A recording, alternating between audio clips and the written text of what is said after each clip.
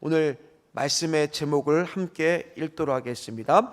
영적 무기력에서 눈을 뜨려면, 영적 무기력에서 눈을 뜨려면이라는 제목으로 같이 말씀을 나누겠습니다. 날씨가 진짜 더워요. 덥다 보니까 어디에 많이 빠질 수밖에 없느냐, 기운도 좀 빠지는 것 같기도 하고, 때로는 너무 더우니까 숨이 턱턱턱턱 막히는 것 같기도 하고, 괜히 특별히 아픈 것이 없는데도 어떨 때가 있어요? 피곤할 때가 있어요. 힘들 때가 있습니다. 이처럼 우리 안에서 날씨가 너무 덥다 보니까 무기력감을 느낄 때가 있는데, 사람들은 언제 무기력감을 느끼느냐?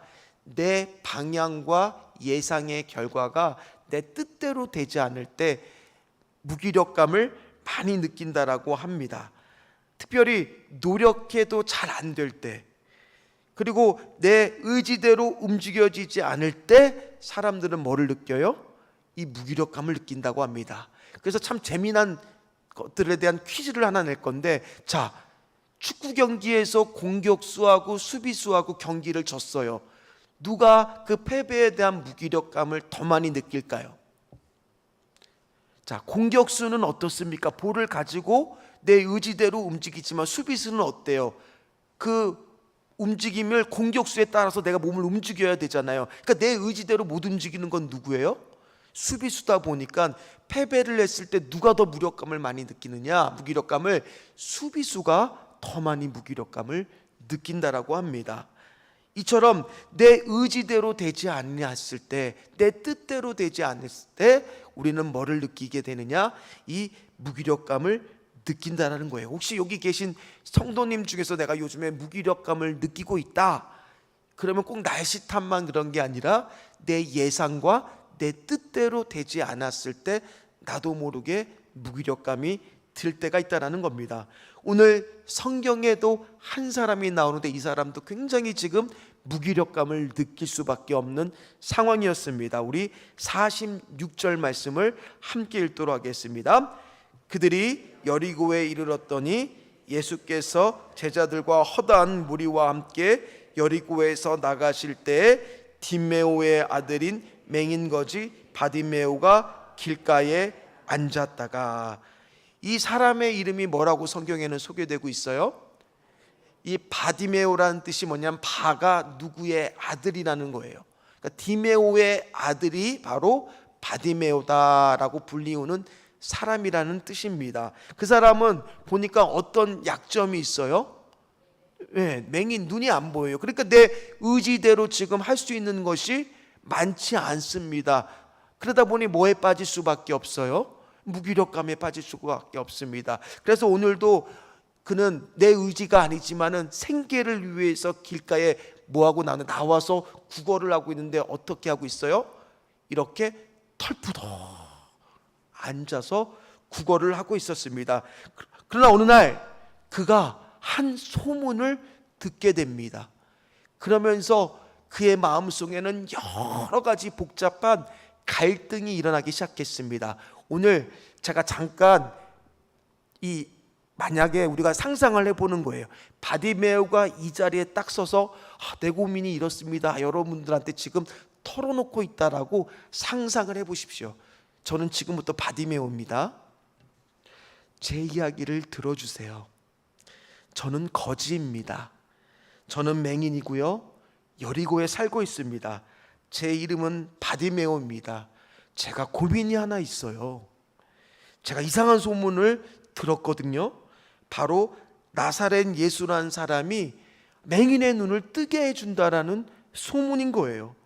저는 이 말을 처음에는 도저히 믿을 수가 없었어요. 설마 그런 일이 있을까?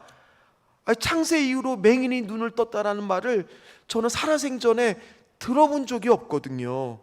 그런데 예수님이 이 베세다라는 곳에서 맹인의 눈에다가 침을 뱉고 안수했더니 눈을 떴다라는 얘기가 들리는 거예요.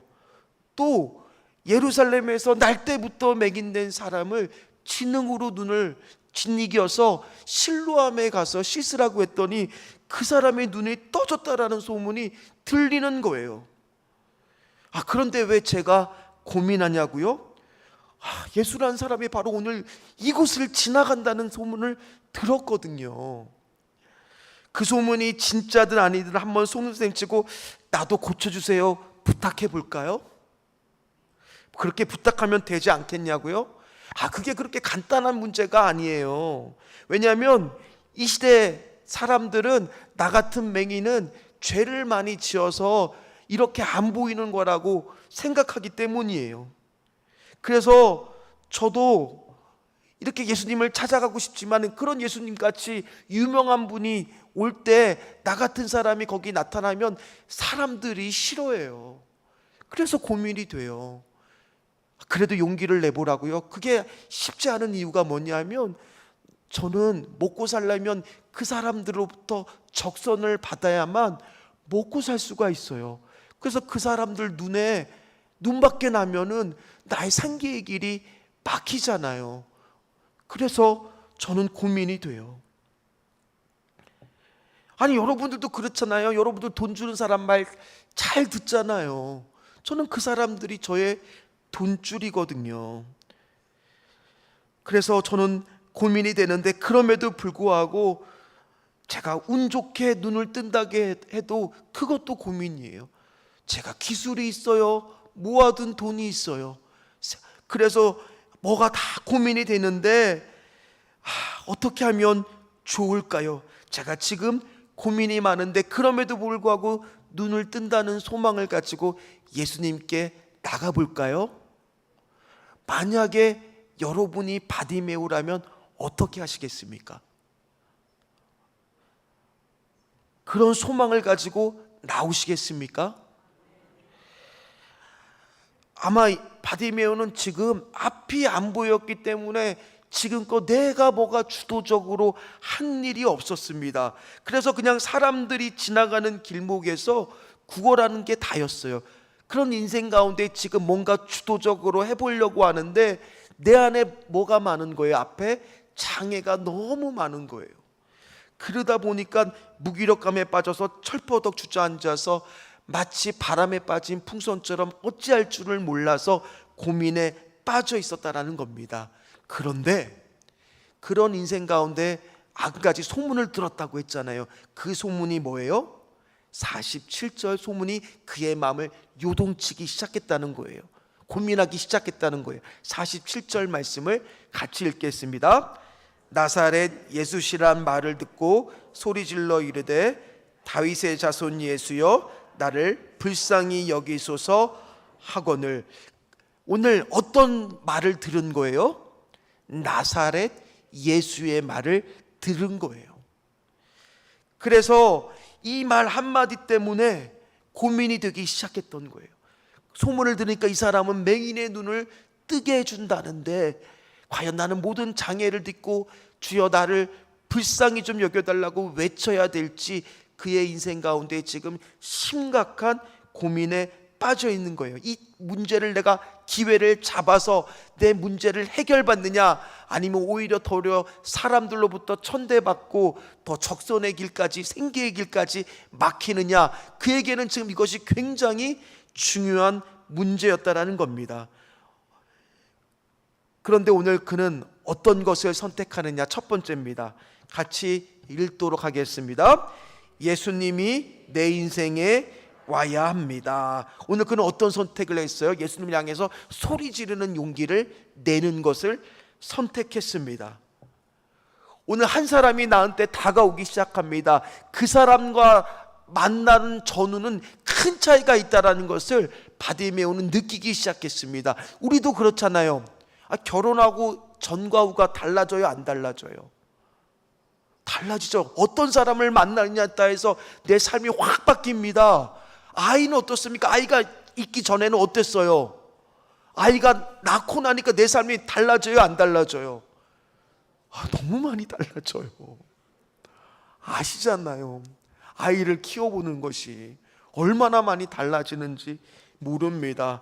오늘 마찬가지예요. 바디메오에게도 그의 인생 가운데 예수를 만난다는 게 얼마나 달라지는 일인지 모른다라는 거예요. 그래서 오늘 이것이 이 마가복음이 아니라 병행구절 누가복음에 보면 더 리얼하게 나와 있어요. 뭐라고 되어 있냐? 18장 36절 말씀을 함께 읽도록 하겠습니다. 무리가 지나감을 듣고 이 무슨 일이냐고 물은데, 이 물은데라는 문법이 뭐냐면 헬라의 문법 미완료 과거, 그러니까 한 번만 물은 게 아니라 계속 물었다는 거예요. 그러니까 그의 마음속에 아까 제가 독백을 했듯이, 바디메오의 독백을 했듯이 뭐가 되는 거예요? 계속 갈등이 일었다는 거예요. 그래서 주변 사람들한테 야, 예수님이 얼마큼 왔어요? 아, 저만큼 왔어. 좀 지나니까 얼마큼 왔어요? 저만큼 왔어. 한 100m 왔어. 이제 나 눈앞에 왔어. 계속 물어가면서 예수님이 오고 있는 상황을 계속 물어가면서 뭐 했다는 거예요? 지금 점검하고 체크했다는 거예요. 어느 쯤 왔는지. 그러다가 지금 고민하다 못해 계속 했던 이유가 사람들 입에서 나사렛 예수 지나간다는 소리를 들었거든요. 물론 예수님은 병을 고쳤다는 소리도 있지만 이 나사렛이라고 하는 말은 예수님을 비하하는 말입니다.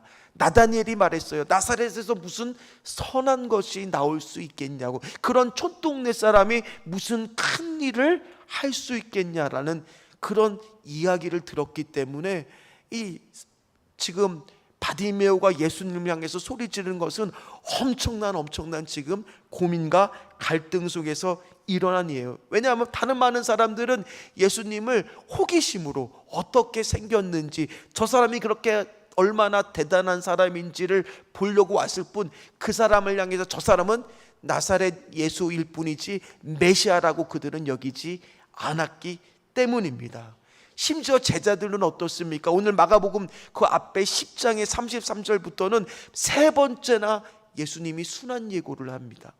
내가 십자가에 달려 돌아가게 될 것을 세 번씩이나 제자들한테 말을 해준데도 불구하고 그 앞에 사건이 뭐냐? 세베대의 두 아들 요한과 야고보가 주의 영광 중에 나를 주의 우편, 좌편, 우의정, 좌의정으로 좀 삼아 달라라고 자리 싸움을 하고 있는 순간에 그 이야기를 듣자마자 나머지 10제자들은 배가 아파갖고 막 둘이 싸우고 난리가 났던 그 순간의 사건이 기록되어 있기 때문이에요. 그러니까 예수님이 얼마나 답답했으면 우리가 읽었던 바로 앞절에서 이렇게 말합니다. 45절 말씀을 함께 읽겠습니다. 인자가 온 것은 섬김을 받으러 함이 아니요 도리어 섬기려 하고 자기 목숨을 많은 사람의 대속물로 주려 함이니라. 아멘. 그런데도 불구하고 다른 많은 사람들한테는 예수님은 그냥 나사렛 예수일 뿐이에요. 저 사람이 뭐를 하겠어? 오늘 우리도 마찬가지입니다. 이 자리에 나온 사람들이야 그런 분 한 분도 없겠지만은 오늘도 우리가 나가서 복음을 전하고 예수님에 대해서 말을 했을 때 많은 사람들의 반응은 뭐예요? 예수님이 뭘 하시기나 하시겠어? 예수님이 있기나 하시겠어? 오늘 그런 똑같은 반응들을 보이고 있다라는 겁니다. 그런데 오늘 바디메오는 어땠을까요? 그 기회가 놓칠세라 뭐라고 외쳤어요? 다윗의 자손 예수여 나를 불쌍히 여기소서. 근데 이 고백이 대단한 고백이에요. 왜 대단한 고백입니까? 오늘 이 고백은 베드로가 주는 그리스도 살아계신 하나님의 아들이라고 고백하는 거와 거의 똑같은 고백이에요. 왜 똑같은 고백이냐? 다윗의 자손 예수라는 것은 지금 그 예수님을 다른 사람들은 기껏 나사렛 예수 하면서 예수님이 뭐를 하시겠어 말했을 때 오늘 바디메오는 신앙 고백을 하고 있는 거예요. 다윗의 자손 예수라는 것은 예수님이 바로 누구라는 것을 고백하는 거예요. 메시아이심을 고백하는 거예요. 오늘 제자들도 그렇게 고백하지 못했던 이 순간 누구는 지금 오늘 고백을 하고 있는 거예요? 바디메오는 예수를 보는 순간 그 믿음의 고백을 하기로 선택을 한 거예요. 그래서 외칩니다. 다윗의 자손 예수여 나를 좀 불쌍히 여겨주시옵소서. 여기까지 오기까지 나는 참 많은 고민과 갈등 속에서 왔지만은 그래도 오늘 이 마음을 가지고 다시 한번 예수를 만나기 위해서 왔습니다. 다윗의 자손 예수여 나를 좀 불쌍히 여기소서. 저도요 매 설교 자리에 서서 저 자리에서 기도할 때 어떤 기도를 하고 있을지 궁금하지 않으셨어요? 어떤 기도를 하시는 줄 아세요? 저를 좀 불쌍히 여겨주세요. 저기서 제가 하는 기도의 주된 내용은 그거예요. 하나님, 제가 이제 설교를 해야 되는데 저를 좀 불쌍히 여겨주시옵소서. 저는 부족하고 전달하는 거나 모든 것에서 부족하니까 하나님께서 오늘 힘주지 않으면 나는 할 수가 없습니다. 그 신앙 고백을 하고 저도 올라오는 거예요. 그랬더니만 제가 이 기도를 많이 한다고 예전에 말을 하니까 청년 하나가 저를 찾아와서 그러는 거예요. 아니, 목사님이 자꾸 그렇게 말을 하니까 목사님 설교를 들으면 내가 왜 이렇게 기운이 빠진다고, 오히려 왜 이렇게 나는 약해지는 것 같냐고 그렇게 말하는 거예요. 그래서 제가 뭐라 그랬느냐, 아니다, 그건 네가 잘못 알고 있네. 말씀에 뭐라고 나와 있냐, 고린도후서 12장 10절 말씀 같이 읽도록 하겠습니다. 그러므로 내가 그리스도를 위하여 약한 것들과 능욕과 궁핍과 박해와 공고를 기뻐하노니 이는 내가 약한 그때의 강함이니라. 오히려 하나님은 어떤 사람을 강하게 하세요? 나는 강하다고 말하는 게 아니라 내가 약할 때 강함 대신에 오늘 그 사람을 하나님은 불쌍히 여겨주시고 힘을 주시고 능력을 주신다라는 거예요. 오늘 바디메오는 그렇게 여겨달라고 기도했을 때 내 인생 가운데 예수님이 의미 있게, 다른 사람들은 그저 예수가 뭐를 하겠어, 나사렛 예수 했을 때 다윗의 자손 예수여 그러면서 의미 있게 다가오기 시작했다는 거예요. 그러니 다른 사람들은 갑자기 이 사람이 맹인이 그렇게 얘기하니까 조용히 해, 왜 이렇게 떠들어, 시끄러워 죽겠네 하면서 말하기 시작합니다. 48절입니다. 같이 읽도록 하겠습니다. 많은 사람이 꾸짖어 잠잠하라되 그가 더욱 크게 소리질러 이르되 다윗의 자손이여 나를 불쌍히 여기소서 하는지라. 영적 무기력감을 벗어나는 두 번째는 뭐냐? 오늘 보니까 남들이 못하게 했을 때 어떻게 했어요? 두 번째 같이 읽도록 하겠습니다. 더 큰 간절함으로 나가는 겁니다. 오늘 바디메오는 남들이 뭐라고 해도 어떻습니까? 외쳤습니까? 안 외쳤습니까? 잠잠했습니까? 더 크게 외쳤습니까? 더 크게 외쳤어요. 왜냐? 그는 확신했어요. 뭐가 확신했느냐? 다른 사람의 소리나 다른 사람의 시선이 중요한 것이 아니라 나의 간절함으로 하나님 앞에 더 나가는 것이 중요하다는 것을, 그 목표의식이 뚜렷했다는 겁니다. 그래서 그걸 가지고 나갔기 때문에 남들 따위는 신경 쓰지 않았어요. 이번에도 보니까요, 파리올림픽에서 한 여자, 안세영이라고 하는 배드민턴 선수가 인터뷰한 것이 최근에 굉장히 화제가 되고 있었습니다. 뭐라고 인터뷰를 했냐, 28년 만에 단식에서 금메달을 따고 나서 인터뷰를 했는데 7년 동안, 여자 목소리를 내야 되는지 모르겠네요, 7년 동안 정말 많은 걸 참고 살았다. 제가 목표를 잡고 꿈을 이루기까지 원동력은 분노였다. 제 목소리를 높이고 싶었다. 제 꿈은 어떻게 보면 목소리였다라고 인터뷰를 했어요. 그러니까 그의 정말 이 메달을 따기까지 꾹꾹 참아가면서 버텼던 것은 금메달을 따고 나서 뭐를 하기 위해서요? 이 말을 하기 위한 게 그의 삶의 분노가 목표였다라고 말해요. 그만큼 목표를 갖고 간절한 사람의 주시는 힘은 엄청났다라는 겁니다. 그래서 오늘 바디메오도 그의 인생의 목표가 지금 누구로 삼기로 정한 거예요? 사람들의 시선이 아니라 예수 그리스도로 삼았기 때문에 오늘 그 사람들이 조용히 해! 그런 말에도 아랑곳하지 않고 더 크게 간절하게 외칠 수가 있었다라는 겁니다. 그렇게 외치자 예수님도 두 번째는 돌아보셨어요. 49절 말씀입니다. 같이 읽도록 하겠습니다. 예수께서 머물러 서서 그를 부르라 하시니 그들이 그 맹인을 부르며 이르되 안심하고 일어나라 그가 너를 부르신다 하매. 오늘도 이 가운데 어떤 사람은 말씀 중에 십자가의 은혜를 경험하는 분이 있을 거고, 어떤 사람은 영적 무기력감에서 벗어나지 못하고, 어떤 사람은 또 회복을 경험할지 모르고, 어떤 사람은 또 그대로 무기력감에 유지된 채 이 예배를 끝낼 수도 있다는 거예요. 그럼 어떤 사람이 영적 무기력감을 벗어나고 다시 십자가의 은혜를 붙잡을 수 있느냐? 내 안에 그 예수님에 대한 간절한 마음, 그런 목표의식이 있어야 된다라는 거예요. 오늘 성경 그걸 뭐라고 말하느냐? 믿음이라는 걸로 말하고 있다라는 거예요. 그래서 죽은 병자를 고칠 때도 예수님은 뭐라고 말해요? 내 믿음이 너를 구원했다라고 말해요. 예수 제자들이 왜 그 귀신 들린 그 뇌전증에 걸린 사람 아이를 못 고쳤을 때 예수님은 뭐라고 질책하세요? 이 믿음이 없는 자들아. 오늘 바디메오는 내 인생의 한계 속에서 믿음을 가지고, 근데 그 믿음이 아까 제가 기도했을 때 나왔던 말처럼 완전한 믿음이 아니에요. 바디메오가 예수님에 대해서 알기는 했지만 그의 믿음이 뭐 엄청난 대단한 완전한 믿음은 아니었어요. 그러나 불완전한 믿음이지만은 간절한 마음을 가지고 오늘 주님 앞에 한 걸음 나왔을 때 주님은 그를 외면하지 않으셨다라는 거예요. 오늘 우리도 마찬가지입니다. 우리도 인생의 한계들을 경험할 때가 얼마나 많습니까? 그 한계에 내 뜻대로 되지 않고 내 마음대로 되지 않고 무기력감에 빠질 때가 얼마나 많습니까? 그럴 때 우리가 해야 될 것은 뭡니까? 주님 앞에 우리가 다시 한번 예수님을 간절히 붙잡는 믿음, 그러나 그 믿음이 좀 부족할더라도 주님 앞으로 한 걸음만 더 다가선다면 주님은 그 믿음을 외면하지 않으실 줄 믿습니다. 오늘 우리도 마찬가지, 우리가 해야 될 기도가 뭐겠어요?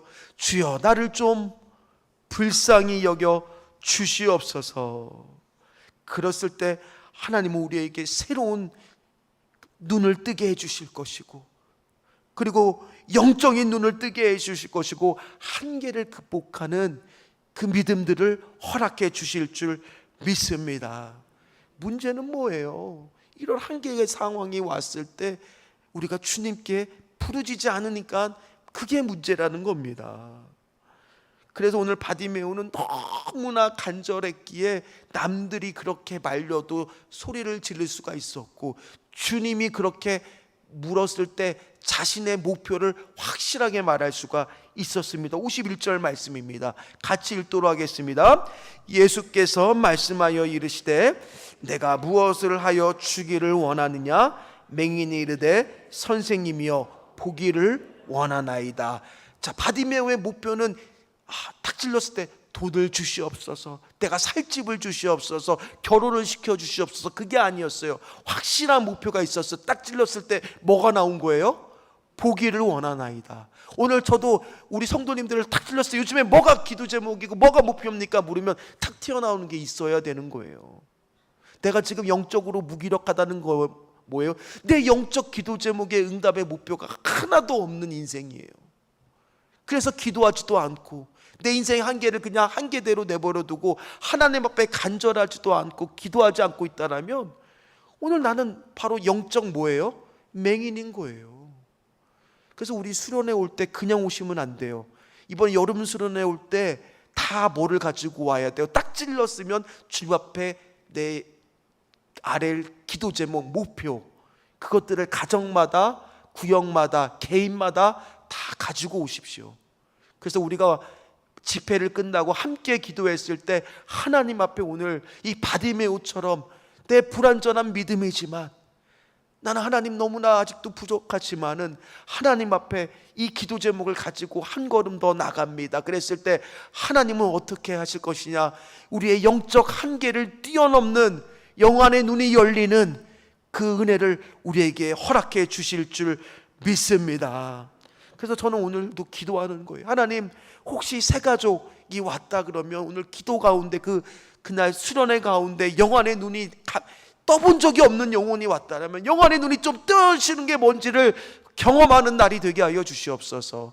그리고 영안의 눈이 떠졌지만은 그동안 영적 시력이 너무너무 떨어진 분들 이 가운데 있을 거 아니에요. 영안의 눈은 그동안 잘 떴다가 그걸 유지하지 못하고 계속 시력이 나빠져서 이제는 내가 영안의 눈이 잘 안 보이는 것 같이 생각됐던 분들, 그날 오셔서 다시 영안의 눈이 환하게 빛나는 하나님 아버지, 그 눈이 열리는 날이 될 수 있도록 도와 주시옵소서. 그렇게 되면요 세 번째가 되는 거예요. 자, 같이 읽도록 하겠습니다. 예수님을 온전히 따라가는 겁니다. 제가 오전 설교에 팔로우에 대해서 영어를 써가면서 막 얘기하니까 이게 도대체 무슨 말이냐 하면서 막 어려워서 하신 분도 혹시 있을지도 몰라요. 그리고 거기에 대해서 마음이 아주 움직이셨던 분도 있을지 몰라요. 근데 오늘 영혼의 눈이 우리가 열리기만 하면 제가 열심히 그렇게 좋은 팔로워가 돼야 됩니다, 이런 말 할 필요도 없어요. 영혼의 눈이 열리기 시작하면, 영혼의 눈이 열리기 시작하면 어떻게 될까? 오늘 말씀을 보니까 36절 말씀 먼저 한번 같이 읽도록 하겠습니다. 36절 말씀입니다. 이르시되 너희에게 무엇을 하여 주기를 원하느냐. 자, 이 질문은 바디메오한테 한 질문하고 똑같은 질문입니다. 그렇죠? 근데 오늘 이 질문을 어디 누군가에게 했냐면 바로 야고보와 요한한테도 똑같은 질문을 했습니다. 근데 그들의 대답은 뭐였어요? 하나님, 나는 좌편에, 나는 우편에 좀 서게 해달라고. 그러니까 그들은 영혼의 눈이 지금 열려 있는 거예요? 닫혀 있는 거예요? 닫혀 있으니까 세상의 그런 것들, 예수님께서는 십자가를 지시면서 앞으로 고난을 당할 것이고 내가 이곳에 왜 왔는지의 목적에 대해서 계속 말씀해 주시지만은 오늘도 마찬가지, 우리가 영적인 눈이 안 열리면은 오늘 그런 것들은 하나도 우리 안에 가슴에 와닿지를 않고 부담으로만 오고, 주여 나는 하나님 영광 받으실 때 좌편에, 나는 우편에 좀 서게 해주세요, 이것만 지금 구하는 사람이 된다라는 겁니다. 그러나 이 똑같은 질문을 바디메오가 했을 때는 바디메오는 뭐가 됐어요? 주여 나는 보기를 원하나이다. 그랬더니 그의 눈이 열리게 되었을 때 어떤 일이 일어나느냐, 무기력하게 털썩 주저앉았던 그가 어떻게 바뀌는지를 보십시오. 50절 말씀입니다. 같이 읽도록 하겠습니다. 맹인이 겉옷을 내버리고 뛰어 일어나 예수께 나아오거늘. 이 무기력감에 벗어난 사람들의 특징은 이거예요. 모든 것을 벗어던지고 예수만 보이기 시작하는 거예요. 이 거지한테 겉옷은요, 때로는 추울 때는 덮어야 되는 이 외투가 되고요, 또 구걸할 때는 앞에 이렇게 깔아놓는 그런 것이 될 수도 있고, 밤에 잘 때는 이부자리가 될 수 있을 만큼 중요한 겁니다. 근데 오늘 그것을 벗어던졌어요.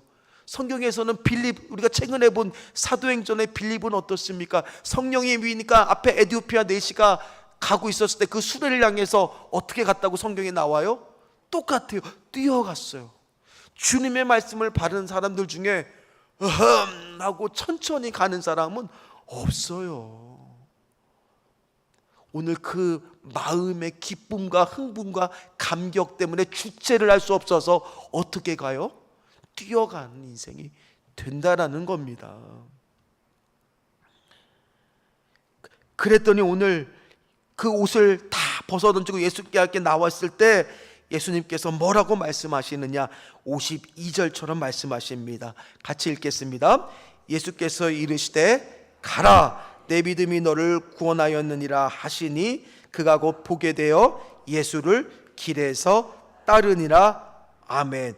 뭐라고 되어 마지막에 예수를 길에서 따르니라. 이 예수를 길에서 따르니라 라는 말은 뭐냐, 이제 바디메오는 영안의 눈이 열리고 육적인 눈만 열린 게 아니라 영안의 눈이 열리고 나니까 이제 그가 고민했던 거, 나는 기술도 없고 모아둔 돈도 없는데, 이제 그런 걱정을 하는 게 아니라 누구를 이제 쫓아다니는 인생이 된 거예요? 예수님을 쫓아다니는 제자의 인생, 팔로우가 인생이 되어버린 거예요. 그런데 이 똑같은 사건을, 이 비슷한 사건을 마가복음 8장에도 이 벳세다의 사람을 고쳐준 사건이 기록되어 있습니다. 그런데 그때의 결말은 뭡니까? 25절 말씀입니다. 마가복음 8장 25절 같이 읽겠습니다. 이에 그 눈에 다시 안수하심에 그가 주목하여 보더니 나아서 모든 것을 밝히 보는지라. 아멘. 오늘 그 마가복음 8장의 이 맹인은 어떻게 끝나요? 그냥 단순하게 눈이 떠지는 것으로만 말씀이 오늘 끝나고 있습니다. 어떤 인생이 되셔야 되겠습니까? 그냥 내 안에 응답만 받고 그냥 내 필요만 충족이 되고 거기서 끝나는 인생이 되겠습니까? 오늘 바디메오처럼 예수를 따르는 인생까지 가셔야 되겠습니까? 예수님을 만난 이후에 그의 영안의 눈이 열리기 시작하면 전혀 다른 신앙과 믿음 생활을 하기 시작한다라는 겁니다. 말씀을 마무리하도록 하겠습니다. 오늘 이 사건은요, 마가복음에 기록되어 있는 예수님께서 예루살렘으로 가는 여정의 마지막 치유 이적 사건입니다. 예수님은 그동안도 많은 치유 사건을 기록하셨는데 굳이 오늘 마지막 치유 사건을, 맹인의 눈을 고친 사건을 왜 또 기록을 하셨을까요? 왜 기록하셨을까요? 오늘 단순하게 한 맹인이 눈을 뜨는 사건을 예수님은 그냥 기록하셨을까요? 그러지 않았다라는 거예요. 오늘 이 바디메오가 눈을 뜬 사건은 단순하게 그냥 이적으로 끝나는 사건 때문에 기록한 것이 아니라는 거예요. 아까도 말씀드렸듯이 오늘 이 사건을 통해서 제자들에게도 알려주기를 원했어요. 뭐를 알려주기를 원한 겁니까? 영안의 눈을 뜨라고요. 육신의 눈만 떠 있는 인생이 아니라 영안의 눈을 떠서 내가 지금 무엇을 하려고 하는지를 깨달아서 나를 진짜 쫓는 사람이 되라고요. 오늘 여리고성에서는요, 또 한 사람과의 만남이 있었습니다. 이 사람도 영적인 눈을 뜬 사건, 바디메오처럼 그렇게 되었습니다. 그는 부자였습니다. 그는 예수님을 만나는 순간 자기가 가지고 있는 모든 부를 다 포기합니다. 왜냐하면 예수님을 만나서 영적인 눈이, 영안의 눈이 떠지기 시작했거든요. 그래서 그 사람은 어떻게 고백합니까? 내 소유의 절반을 가난한 사람들에게 나눠주겠습니다. 또 내가 네 것을 토색한 것이 있으면 4배나 그것을 갚겠습니다. 이렇게 말한 그 한 사람은 누굴까요? 바로 삭개오였어요. 삭개오도 영안의 눈이 열렸을 때의 반응은 이렇게 나오는 거예요. 주여, 내가 무엇을 하기를 원하십니까? 예수님께서 특별히 말씀도 안 했는데, 그렇습니다, 내가 이 땅의 것들을 내려놓겠습니다. 그리고 예수를 쫓겠습니다. 살다 보면은 우리는 때로는 무기력함에 빠질 때가 있습니다. 영적으로도 마찬가지입니다. 내 뜻대로 되지 않는 것 같고 내 의지대로 되지 않는 것 됐을 때 나는 나도 모르게 영적으로 더 이상 내 한계 상황에 부딪혀 기도하지도 못하고 주저앉는 그런 영적 무기력감에 빠질 때가 있습니다. 내가 어떻게 주님을 바라봐야 될지 다 잊어버리고 영적 시력이 떨어진 그런 인생으로 살 때가 있습니다. 그게 바로 누구냐? 나예요. 나예요. 그랬을 때 주여, 내가 보기를 원하나이다.